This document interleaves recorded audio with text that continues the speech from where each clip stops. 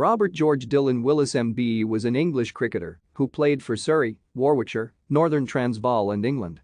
A right-handed and aggressive fast bowler with a notably long run-up, Willis spearheaded several England bowling attacks between 1971 and 1984 across 90 test matches in which he took 325 wickets at 25.20 runs per wicket, at the time second only to Dennis Lillee.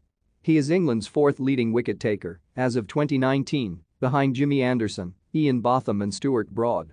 Willis took 899 first-class wickets overall, although from 1975 onwards he bowled with constant pain, having had surgery on both knees.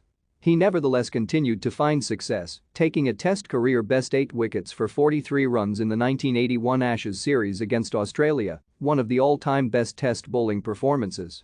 He was a Wisden Cricketer of the Year for 1978. In addition to the Test arena, Willis played 64 one-day international matches for his country, taking 80 wickets, and was a prolific List A cricketer with 421 wickets overall at 20.18. Thank you for watching. Like and subscribe if you would like to view more of our videos. Have a nice day.